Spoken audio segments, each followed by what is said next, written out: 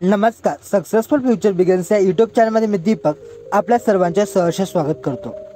आजच्या व्हिडिओमध्ये आपण सरदार वल्लभभाई पटेल यांच्याबद्दल सुंदर असं एक भाषण बघणार आहोत। सन्माननीय व्यासपीठावर उपस्थित मान्यवर, वंदनीय गुरुजन वर्ग तसेच इथे उपस्थित पालक आणि माझे विद्यार्थी मित्र मैत्रिणी, आज मी आपल्यासमोर ज्यांना भारताचे लोह पुरुष म्हणून ओळखले जाते असे महान व्यक्तिमत्व सरदार वल्लभभाई पटेल यांच्याबद्दल बोलणार आहे। सरदार वल्लभभाई पटेल यांचा जन्म 31 ऑक्टोबर 1875 रोजी गुजरातमधील नडियाड या ठिकाणी झाला। पटेल हे लहानपणापासूनच धैर्यवान, प्रामाणिक व स्वाभिमानी स्वभावाचे होते। आपले वकिलीचे शिक्षण पूर्ण केले आणि वकिलीचे काम सुरू केले, पण स्वातंत्र्य संग्रामाची त्यांना ओढ लागली। महात्मा गांधीजींच्या प्रभावाखाली त्यांनी आपले वकिलीचे करिअर सोडून देशाच्या स्वातंत्र्य संग्रामात अतिशय सक्रिय सहभाग नोंदवला। त्यांनी खेडा, बारदोली आणि नागपूर सत्याग्रह या चळवळीच्या माध्यमातून लोकांना एकत्रित आणले। विशेषतः बारदोली सत्याग्रह ही त्यांची मोठी कामगिरी होती, जिथे त्यांनी ब्रिटिशांविरुद्ध शेतकऱ्यांचे नेतृत्व केले, त्यामुळे त्यांना सरदार ही उपाधी दिली।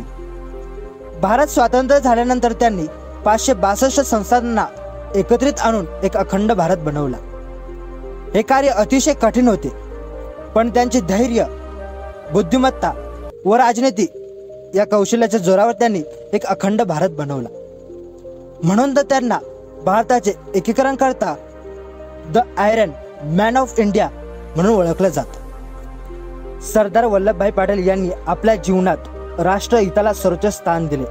त्यांचे विचार आजही प्रेरणादायी आहेत। एकता हीच खरी ताकद आहे। 26 जानेवारी 1950 रोजी ते भारताचे पहिले उपपंतप्रधान आणि गृहमंत्री बनले।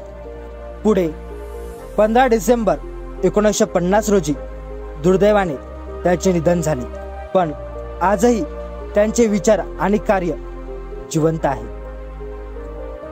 2018 साली त्यांच्या सन्मानार्थ गुजरातमध्ये स्टॅच्यू ऑफ युनिटी, जगातील सर्वात मोठ्या पुतळ्याचे उद्घाटन केले, जो भारताच्या एकतेचा प्रतीक आहे। सरदार वल्लभभाई पटेल यांचे जीवन देशभक्ती, नेतृत्व आणि एकतेचे जिवंत उदाहरण आहे। आज आपण सर्वांनी त्यांच्या मार्गावर चालून या भारताला एकसंघ आणि सक्षम बनवूया। मित्रांनो, हा व्हिडिओ तुम्हाला आवडला असेल तर लाईक करा, शेअर करा आणि तुम्हाला अशाच प्रकारचे शैक्षणिक व्हिडिओ पाहण्यासाठी आमच्या यूट्यूब चॅनलला नक्की सबस्क्राईब करा। धन्यवाद।